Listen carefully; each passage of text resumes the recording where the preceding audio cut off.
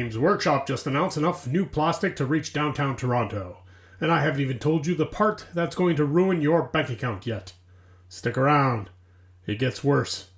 And funnier. Mostly worse. Good evening, good morning, good afternoon, everyone, and welcome back to the Miniature Misinformer podcast. The only tabletop news show brave enough to ask the difficult questions like, is buying another army investment in happiness? Why does my bank account keep calling it financial distress? This week, Games Workshop Summer Preview dropped like a titan stepping on a hobby budget. Suspiciously muscular orcs, tiny dragon-riding elves, enough chaos to fill downtown Toronto after the Leafs lose in Game 7. Who are we kidding? They've never reached Game 7. And somehow, Blood Bowl has found a way to become even more dangerous. We'll check in on the community, hand out more painting advice nobody requested, and hear from today's sponsors who legally should not be allowed near a microphone. So grab your hobby knife, hide your pile of shame, and if anyone asks how many unopened boxes you own, just tell them their future emotional support. This week's hobby scandals.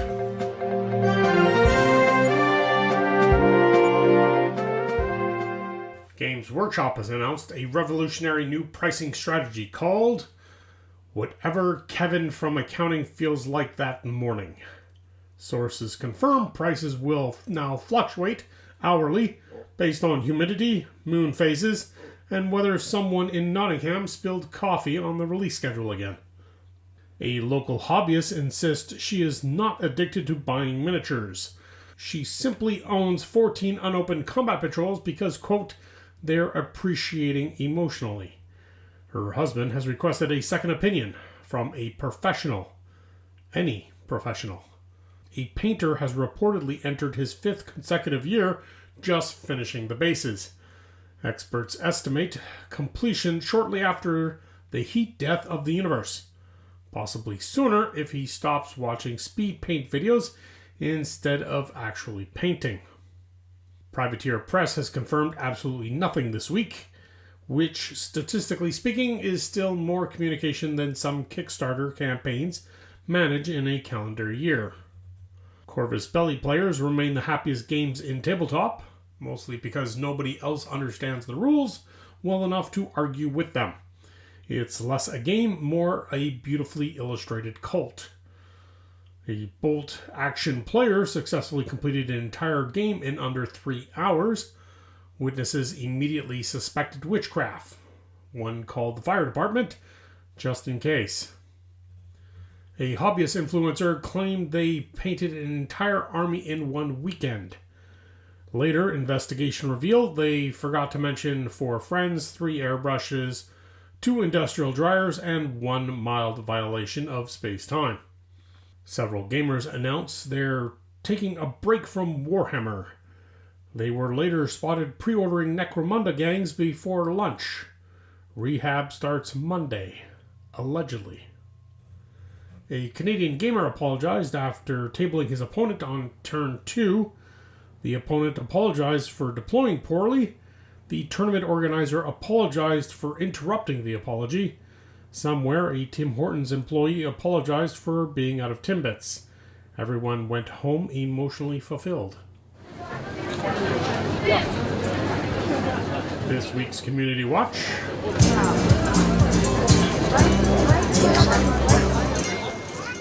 This week in Community Watch, a player proudly announced online, "I don't chase the meta." 3 hours later, he already pre-ordered the newest army because, quote, this one feels different. It is not different. It is never different.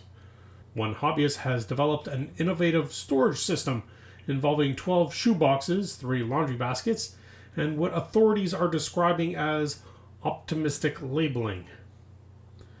Parents across North America continue asking, didn't you already paint those? No, those were Ultramarines. These are slightly different Ultramarines. There is a difference. The difference costs $60.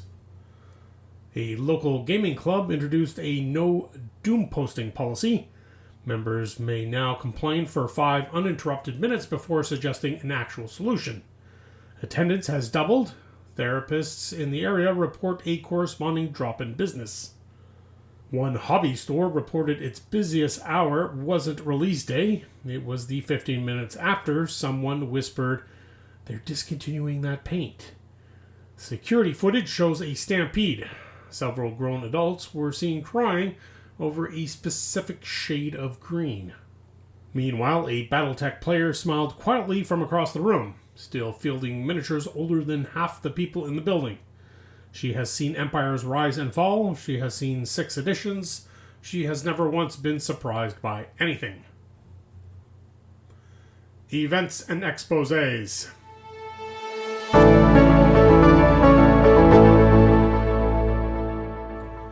Let's break it down. The AeldariExodites have finally arrived in Kill Team, riding dinosaurs, because apparently the sentence "Space Elves riding Jurassic Park" wasn't quite weird enough yet. Somewhere, a Saffron player just whispered, "Finally, equals." Necromunda is getting an entirely new edition. Apparently the old Underhive simply wasn't dangerous enough. The new box set features Escher and Goliath gangs, continuing the timeless tradition of solving workplace disagreements with industrial-grade explosives. Age of Sigmar players were treated to a massive new Ogor Mawtribes range, new Iron Guts, new Gluttons, new Maul Beasts, and a High Slaughter Master, whose official weight classification is simply yes. Warhammer Plus announced a new Hammer and Bolter animation featuring the World Eaters. Early reviews describe it as less dialogue, more screaming, and approximately 17,000 liters of blood. Disney reportedly declined distribution rights politely, in writing, twice. Legions Imperialis is receiving even larger Titan weapons because apparently someone looked at a city-destroying god machine and said, "You know what this needs? Bigger guns." The Adeptus Custodes are finally getting plastic Telemon Dreadnoughts along with a new gray vehicle. Collectors immediately began calculating how many kidneys remain legally optional. Blood Bowl 7 is making its triumphant return. Smaller field, shorter games, exactly the same number of casualties.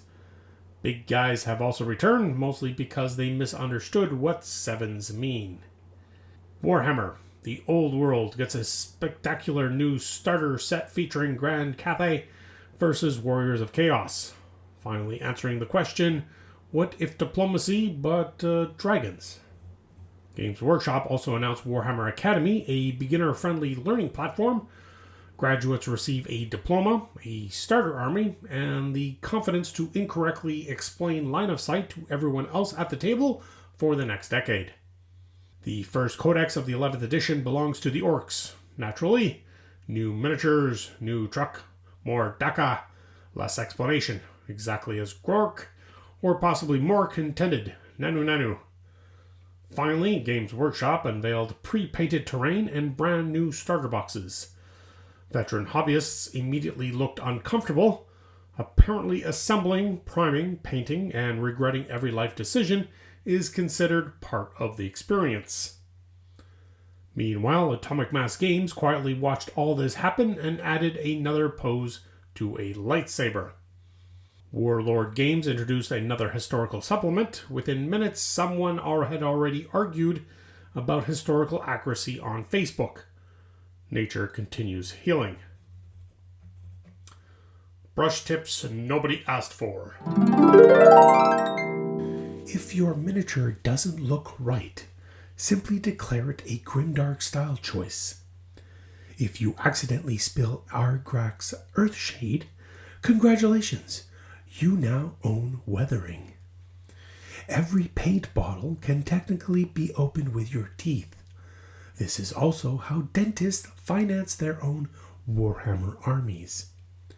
Your expensive sable brush is not for mixing paints, unless you're trying to recreate the emotional feeling of stepping on a Lego barefoot. Never tell yourself, "I'll remember that paint recipe." You won't. Future you has the memory of an orc reading assembly instructions. If you can't paint eyes, just give everyone helmets, even the elves. Especially the elves. Now a word from our sponsors. Today's episode is brought to you by Pile of Shame Self-Storage Trademark Incorporated. Running out of room, can't fit one more combat patrol into the basement. Our climate-controlled storage lockers comfortably hold up to 4,000 unopened sprues, each with mood lighting, humidity control, and a recording that softly whispers, "You'll build them someday."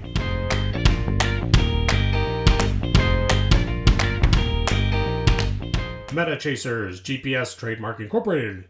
Still using last month's competitive list, our revolutionary GPS constantly redirects your wallet towards whatever army won yesterday.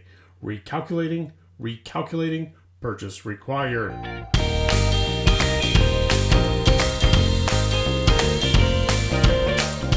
Canadian Hobby Insurance Trademark Incorporated. Did your super glue freeze in the garage? Did your primer only work for 6 weeks this year? Did a moose mistake your display board for a salt lick? We've got you covered, except emotional damage from resin. Nobody covers resin.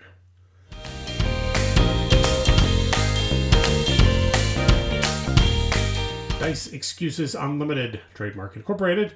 Rolling badly, our subscription service emails you professionally written excuses after every game, including the dice were emotionally exhausted, Mercury is in retrograde, and our premium package, Statistical Conspiracy.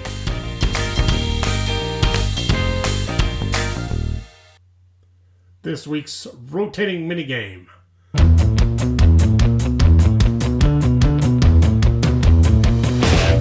Guess that rulebook. Rule number 1. If your mounted dinosaur survives falling off a floating ruin while carrying radioactive fungus and inspiring nearby goat cavalry, gain 1 victory point.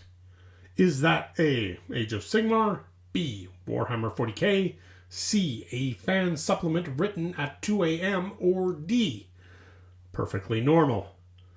The correct answer, nobody knows. The FAQ comes out next Thursday. Rule number 2. If your weapon has Blast, Torrent, Lance, Heavy, Twin Linked, Precision, Devastating Wounds, and Hazardous, resolve alphabetically. Congratulations, you have accidentally enrolled in law school.